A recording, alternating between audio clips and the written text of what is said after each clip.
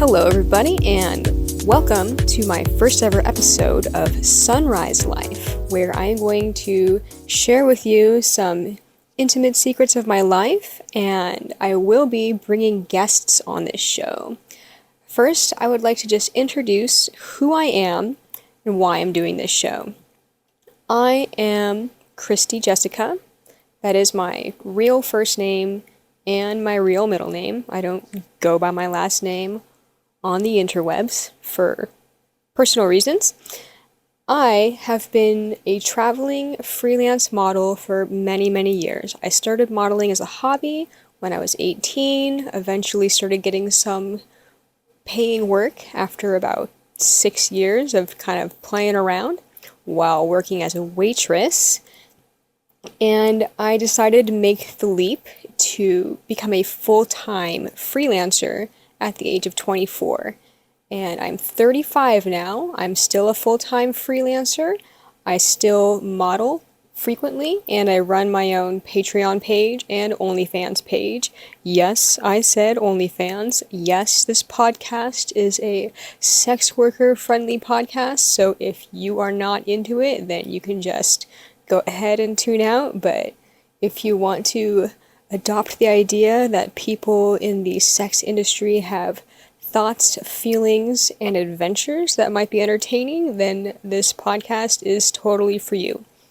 I decided to call this Sunrise Life because my life often requires being up before sunrise, getting my hair and makeup ready, and then creating at dawn. Sunset does have the same quality of lighting that sunrise does, but there's often people running around at sunset. Sunrise, you have to be early enough to catch that worm and get to that beautiful location before all the other tourists do. So my life used to be a party life where I was the life of the party, and all I cared about was whether or not an awesome party was going to happen and that I was going to be remembered for being there. And I had to completely change my identity through becoming sober. That is a topic I will cover more in a future episode. But that's basically what I do for a living and what has kind of marked my identity for the last several years. I have a lot of friends and acquaintances that I have made while doing this career, other freelance models and other photographers, makeup artists, etc. And they also have tons of exciting and interesting stories to share.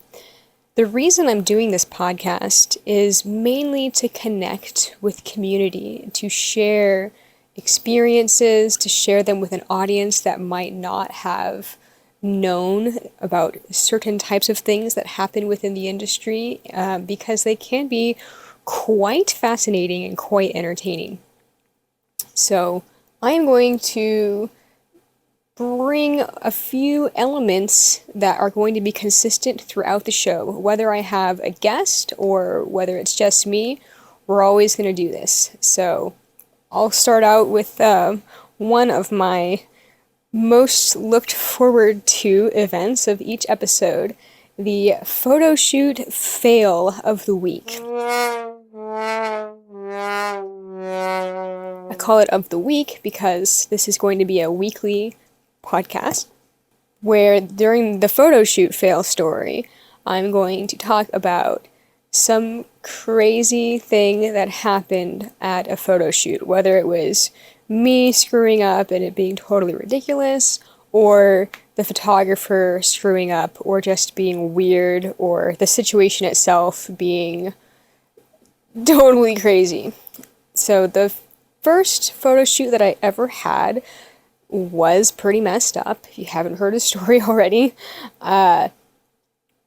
since this is my first episode of the Sunrise Life podcast, I feel like it only makes sense to talk about my first photo shoot ever to just kind of get the ball rolling. So when I first turned 18, I was super self-conscious of these stretch marks that had appeared on my hips starting at the age of 14. I wanted to be a model. I wanted to express myself. Turning 18 was a big deal for me because my parents were very controlling and religious, and I wanted to break free from the sexual shame that had always been bearing down on me my whole young adult life. I wanted to express myself. I wanted to model. I loved the show America's Next Top Model, and I studied it. I wanted to do those photo shoots. I wanted to get creative. I wanted to show my body, and I didn't know how to go about doing it. All I thought that modeling was at that time was runway and magazines. Mind you, this is 2006, the year that I turned 18, and there was not a lot of people using Facebook yet. There was not a lot of social media influencers like there are today. This was a long time ago. So I had no real reference of what the real world of freelance modeling was, or I did not even know that that freelancing could be a possible option for me. I thought I had to go corporate, agency, whatever. A photographer had contacted me on MySpace way back then because I had posted some cute self-shot photos on my own little digital camera where I put on a timer and I posed in my pajamas in my bedroom at my parents' house. And this photographer contacted me and he said, "Oh, I like your photos here. Do you want to try doing a real photo shoot with a real photographer?" And I was so insecure at that time in my life. I pretty much just gave him every reason I thought that I could not truly be a model. I told him I want to, but I have these stretch marks. I'm not perfect. I'm only 5'2", by the way.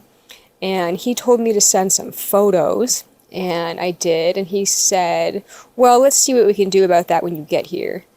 And he told me he would pay me $50 to do a lingerie bikini style shoot, and that he would pay me $100 if I did a nude photo shoot.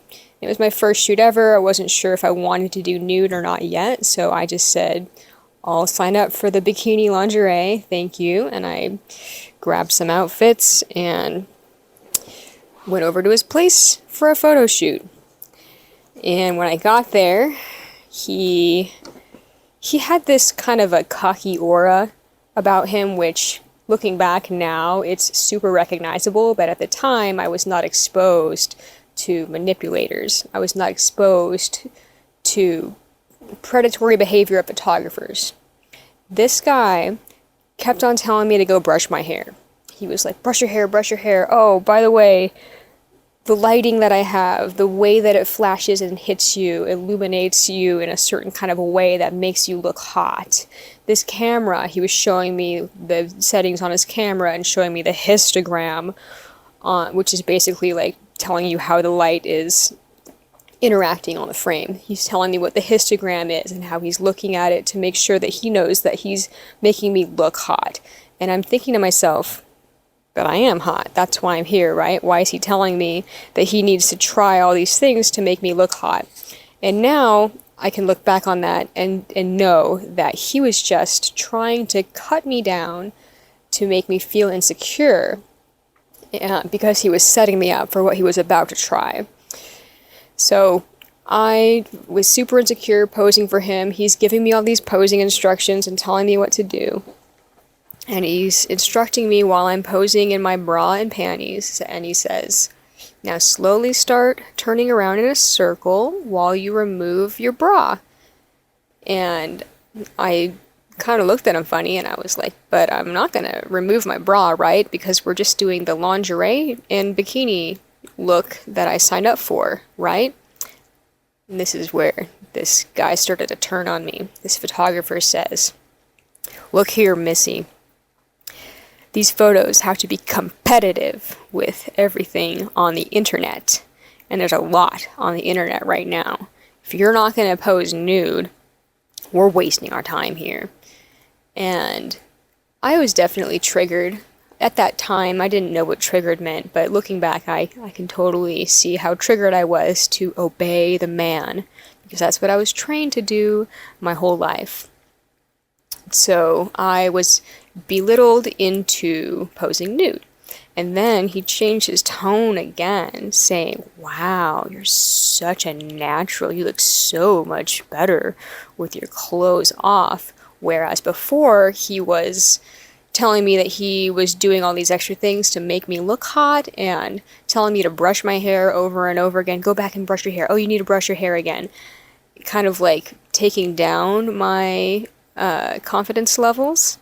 Now that I was nude, he was super supportive of every move that I made. He was very suave about it, telling me that I'm doing such a good job, that I think that he said that I think that you're ready for an erotic shoot. What's erotic mean? I replied. You can tell I've told this story a couple times. "Let me show you," he says. So he brings me over to his computer and he pulls up some videos of chicks sucking his dick on video. And I didn't think that I had signed up for video at all. And I was telling him, like, "Hey man, like, I'm not sure if I'm comfortable with this." So he pulls up these different websites of these different chicks and he says, "These are other barely legal chicks that you're just as pretty as they are, and this girl's making $10,000 a month on this website where she does this erotic content." And I wasn't trying to make 10 grand a month doing porn. That's not what I was trying to sign up for when I first went to the shoot. I thought I was doing a photo shoot with a real photographer, which is what he had invited me for. And he could tell that I was getting really nervous, and he started getting nervous because of how nervous I looked. He said, "Oh, basically, he made me sign a non-disclosure agreement promising that I would never talk about the photo shoot." And obviously I've told this story many times, so I kind of lied when I signed that. And he had me fill out all this paperwork that would allow him to use any of the photos that he had already shot of me so that the feds wouldn't bust him, he said. Which I later learned was the age verification documents that are required for erotic content creators or porn actresses. So I signed all that stuff. I signed the NDA. He took pictures of my driver's license and basically ran me off the property after that. I was totally freaked out, but I made it out of there alive, and I made it out of there without being raped, which was a good thing. I could sense that he had other ideas in mind. During the photo shoot, he had also asked me if I wanted to do some cocaine or drink some alcohol, which in the past I would have accepted alcohol, but not in that context. I was too nervous to let somebody give me alcohol, and pretty glad that I said no, honestly, because I did drink a lot with my friends back in that time. So yeah, I made it out. That was my first photo shoot ever, and a lot of people have told me that they're surprised that I even continued to model at all after that, let alone model nude and erotic. That is the photo shoot fail story for this podcast episode. And I could definitely say a lot of things that I learned from that experience. For a long time, I was very cautious after that. I was worried about posing nude for other photographers. I thought they were all going to try and get me to suck their dicks. I had no concept of what artistic nude was yet. I was so new to the arena of model photography and creativity in the model photography sense that I just thought that modeling was looking beautiful. I've now learned that it's so much more than just looking beautiful. But we'll get into all of that throughout the course of these episodes. For my next bit of this podcast, I would like to highlight a rising phoenix experience. Now, the rising phoenix experience of the Sunrise Life podcast episodes is going to display a element of my life, or perhaps the person who I'm interviewing in future episodes where I do interview people, that I am growing from. It's something that I am learning from, that is a challenge to overcome or an insecurity to overcome. And I've got so many to delve into throughout the course of this podcast, but right now, the one that's on my mind is my hair. If you've been listening to this episode and you've already been following me on social media, you might have noticed that I recently shaved my head. I shaved my head in solidarity with my beloved mom, who's going through a very aggressive cancer with a chemo treatment that's caused her hair to fall out.